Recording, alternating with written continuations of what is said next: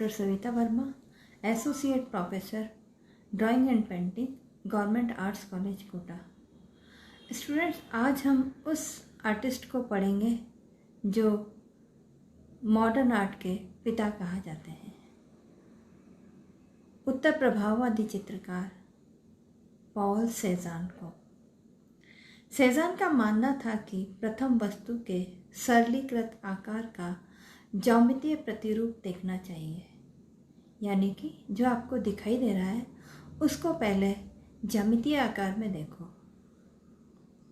सेज़ान की कृतियों में सहज ज्ञान से समस्या को हल करने का सामर्थ्य था।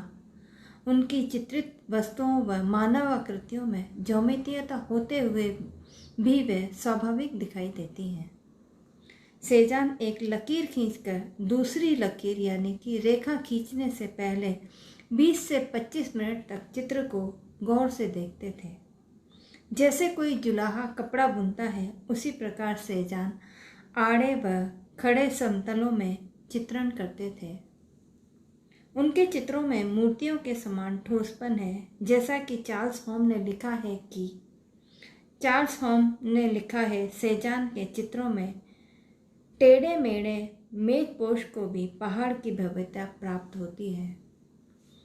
सेज़ान का जीवन असीम आत्मविश्वास व ध्येयपूर्ण कला की साधना का अतुल्य उदाहरण है। सेज़ान का जन्म 19 जनवरी 1839 फ्रांस में हुआ और डेथ 22 अक्टूबर 1906 फ्रांस में हुआ। बहुत से लोग पॉल सेज़ान को आधुनिक कला के इतिहास में सबसे श्रेष्ठ तथा महत्वपूर्ण कलाकार मानते हैं। कलाकार सेज़ान के कटु आलोचक भी इतना तो मानते ही हैं कि एक अद्भुत प्रभावशाली कलाकार सेज़ान है। उसने आधुनिक कला का संपूर्ण दृष्टिकोण ही बदल दिया था। यही नहीं, उसने संसार को देखने का एक बिल्कुल नया दृष्टिकोण सामने रख दिया। सेज़ान का कार्यकाल 1870 से 1900 तक रहा। इसी समय में उसने अपने सभी विख्यात चित्र बनाए। सेज़ान 19वीं शताब्दी का चित्रकार है, जबकि सारे यूरोप में यथार्थवादी चित्रकार का बोलबाला था। परंतु सेज़ान की कला से ही यथार्थवादी चित्रकला का वास्तविक अंत होता है। यथार्थवादी चित्रकारों का आदर्श था कि वे अपने चित्र प्रकृति से बिल्कुल मिलते जुलते बनाएं और उसे वह ऐसा ही चित्रित करें जैसा वे दृष्टिगत होते हैं। इसके विपरीत सेज़ान ने प्रकृति की यथार्थता की ओर भी गहराई और सूक्ष्म दृष्टि से देखने का प्रयास किया, अर्थात प्रकृति के आंतरिक रहस्य का उद्घाटन करने का एक नया प्रयास किया गया, जो यथार्थवादी चित्रकारों की दृष्टि में न आ सका। प्रकृति देखने में सुंदर तथा महान है, परंतु उसकी महानता का रहस्य क्या है, इसका आधार क्या है, इसे समझने का प्रयत्न यथार्थवादी चित्रकार न कर सके। वे केवल प्रकृति के बाह्य स्वरूप की नकल करने का ही भरसक प्रयत्न करते रहे। यह प्रयत्न उसी प्रकार था जैसे कोई बालक किसी मशीन या घड़ी की बनावट के सिद्धांत को बिना समझे घड़ी बनाने का प्रयत्न करे। किसी भी वस्तु के निर्माण के कुछ बुनियादी सिद्धांत होते हैं, उनको समझकर ही निर्माण किया जा सकता है।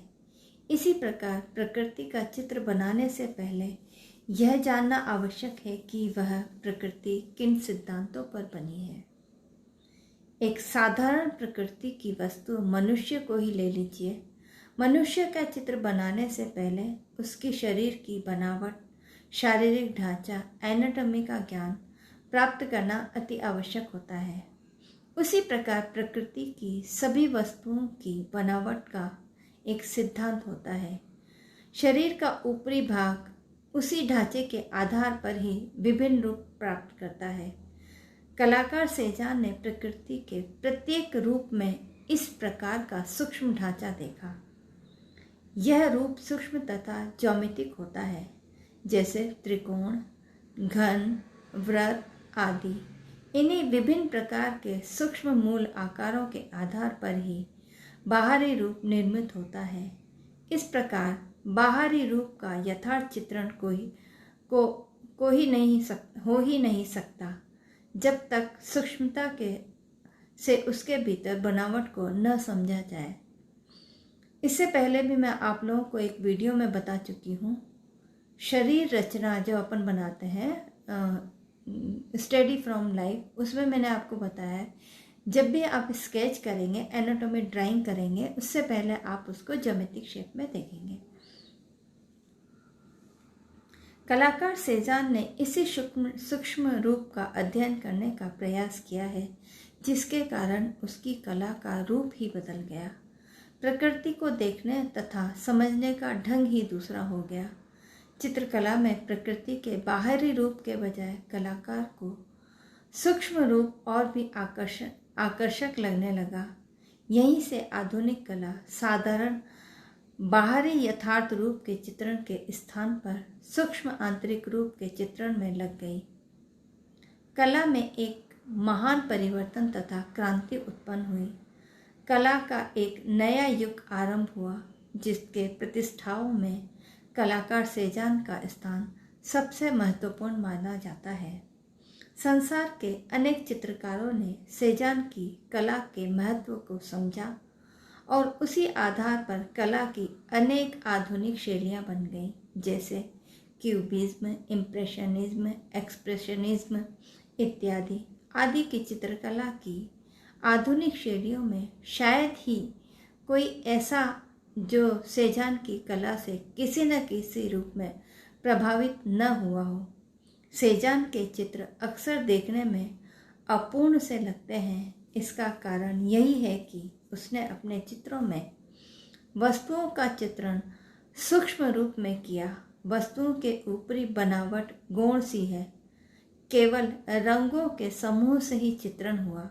प्रकृति चित्रण में यथार्थवादी चित्रकार प्रकृति के प्रत्येक दृष्टिगत बाह्य स्वरूप का चित्रण अलग अलग सफाई के साथ और उसके यथार्थ रूप की पूर्णता के साथ चित्रित करने का प्रयास करता है। सेजान के दृश्य चित्रों में आकाश, पर्वतमालाएं, उसके आसपास की वनस्थली, समुद्र, उसके सामने के वृक्ष, जमीन, मकान इत्यादि सभी केवल विभिन्न प्रकार के रंगों के समूह मात्र जान पड़ते हैं। चित्र में नज़र किसी एक वस्तु पर नहीं पड़ती, बल्कि पूरे दृश्य पर एक साथ पड़ती है और देखते ही विशाल प्रकृति का रहस्य सुंदर रंगों के संयोजन में उद्भासित हो उठता है। चित्रकार के ने विभिन्न रंगों से भरी तुलिका जिस स्थान पर जैसी चलाई है, वैसा ही रूप उभर कर सामने आया है। प्रकृति रंगों के समूह से चित्रित होकर रहस्यमय भी लगती है, पर इसकी विशालता, विविधता और रंगीनी देखने वाले के हृदय में घुल मिल जाती है और कहीं अधिक विराट लगती है। दृश्य चित्रों के अतिरिक्त पुष्पों से सजे गुलदस्तों के सेजान ने बड़े ही प्रभावशाली तथा आकर्षक चित्र बनाए हैं। इस प्रकार गुलदस्तों में पुष्पों की सजावट चित्र बनाने की एक परिपाटी सी चल गई थी। विख्यात फ्रांसीसी चित्रकार वैन गोग ने भी एक ऐसे ही गुलदस्ते में के बड़े ही सुंदर चित्र बनाए थे, जो मैं आपको पहले बता चुकी हूँ। सेजान को फूलों से भरे गुलदस्तों का चित्र बनाने का बहुत शौक था। गुलदस्ते के चित्रों में अक्सर नारंगी, सेब इत्यादि फलों को भी वह आसपास सजाकर रखते थे। सेजान चित्रों की रुचि के साथ साथ बहुत ही धीरे धीरे काम करते थे। एक चित्र बनाने में कभी कभी महीनों लग जाते थे, यहाँ तक कि गुलदस्ते के फूल तथा फल सूखने और सड़ने लगते थे। इसीलिए सेजान ने यही अच्छा समझा कि नकली फूलों तथा फलों को सजाकर चित्र बनाए। वह कागज के फूल और मिट्टी के फूलों को सामने रखकर उनका चित्र बनाते थे। इससे साफ मालूम पड़ता है कि सेजान फूलों तथा फलों या वस्तुओं के यथार्थ चित्रण करना पसंद नहीं करते थे, बल्कि विभिन्न प्रकार के रंगों तथा आकारों के वस्तुओं का विश्लेषणात्मक अध्ययन प्रस्तुत करने का प्रयास करते थे। गुलदस्तों में फूल और उनके पत्ते साफ साफ चित्रित नहीं होते थे। चित्र में ये रंगों के धब्बे से लगते थे, परंतु फूलों तथा फलों को इस तरह उभार कर चित्रित किया जाता था कि वे चित्र से बाहर निकलते हुए से प्रतीत होते हैं, जैसे वे गोल गेंदे के समान लुढ़क कर बाहर आ जाएंगे। फूल और फल में चित्रित नहीं मालूम पड़ते थे, बल्कि लगते थे जैसे वे पूर्ण आकार के वस्तु हैं। इस प्रकार के गुलदस्तों के चित्रों में सेजान एक महान और अनोखा चित्र है। सेजान का यह अकेला चित्र संसार के प्रमुख चित्रों में बेजोड़ है। मैं आगे बताऊंगी सेजान के जो सेल्फ पोर्ट्रेट भी हैं, सेजान के गुलदस्ते वाले चित्र भी हैं और सेजान के स्टिल लाइफ भी हैं। गुलदस्ते की पत्तियां नाचते हुए मयूर पंख के समान फैली हुई और सफ़ेद, पीले तथा नारंगी रंग के फूल झूमते हुए से उछले पड़ते हैं। सेजान के व्यक्ति चित्र पोर्ट्रेट भी अपने किस्म के अनूठे चित्र हैं। अधिकतर पाश्चात्य कलाकारों ने स्त्रियों के व्यक्ति चित्र बनाने में अधिक रुचि दिखाई, परंतु ये एक अद्भुत बात है कि सेजान के अधिकतर व्यक्ति चित्र पुरुषों के हैं और उनकी भाव भंगिमा भी बड़ी ही मर्यादित तथा प्रभावशाली है। व्यक्तियों के मुख पर अधिकतर भाव गंभीर चिंता है और रंगों का प्रयोग गंभीरता को बढ़ाने के लिए किया हुआ है। व्यक्ति चित्रण में ताश खेलने वाले सेजान का एक अत्यंत प्रभावशाली चित्र है। लाल मेज के दोनों ओर बैठे हुए ताश खेलते हुए अंधेरे कमरे में बैठे हुए दो व्यक्ति इस गंभीरता तथा तल्लीनता के साथ खेल में व्यस्त हैं, जैसे उनके लिए संसार सूना हो और वे दो ही व्यक्ति दुनिया में हो। उनके ताश के पत्ते इसके अतिरिक्त कुछ नहीं। खेलने वालों में से एक व्यक्ति सिगरेट पी रहा है और उसके मुंह में सिगरेट इस प्रकार लगी है जैसे व्यक्ति को इसका पता नहीं। तल्लीनता का इतना सुंदर चित्र शायद ही किसी और चित्रकार की तुलिका से निकल सका हो। सेजान के चित्रों का सबसे बड़ा आकर्षण है कि उसके अपने चित्रों की वस्तुओं, दृश्यों तथा व्यक्तियों का चित्र बड़े ही विलक्षण ढंग से किया है। उसके चित्र साधारण परिस्थितियों के चित्र नहीं, प्रत्येक चित्र एक नए ढंग से देखने को मिलता है और एक नया दृष्टिकोण सामने रखता है। स्टूडेंट्स, इससे पहले मैंने आपको इस पेंटिंग के बारे में बताया था, फूलों के गुलदस्ते का चित्र। इसमें जो पत्तियां हैं वो नाचती हुई सी दिखाई देती हैं, जो मैं इससे पहले आपको बता चुकी हूँ। ये उनकी फेमस पेंटिंग है गुलदस्ते के साथ में चित्रण, जिसमें कि पहले मैं आपको बता चुकी हूँ। कुछ फ्रूट्स हैं जो साइड में दिखाई दे रहे हैं, प्लेट से। उनके जो फ्रूट्स दिखाई दे रहे हैं वो एक मिट्टी या उसके बने हुए हैं, क्योंकि वो वो ऑब्जेक्ट अगर रखते थे, ओरिजिनल फ्रूट्स अगर रखते थे, तो उनको, जैसा कि मैं पहले बता चुकी हूँ कि उनको बनाने में उनको टाइम लगता था। इतने में वह फूल भी सूख जाते थे और फल भी सूख जाया करते थे। इसलिए उन्होंने नकली फूलों से और नकली फलों से अपनी पेंटिंग्स को बनाया। कार्ड प्लेयर्स, ये मैं पहले आपको बता चुकी हूँ। कार्ड्स खेलने में व्यक्ति इतने मशगूल हो रहे हैं। नेक्स्ट, लाल मेजपोश का जो मैंने पहले आपको बता चुकी हूँ, सिगरेट पीते हुए बताया है और लाल मेजपोश पे कार्ड खेलते हुए वो दोनों इतने तल्लीन हो रहे हैं कि उन्हें पता नहीं है उनके आसपास भी कोई और दुनिया है।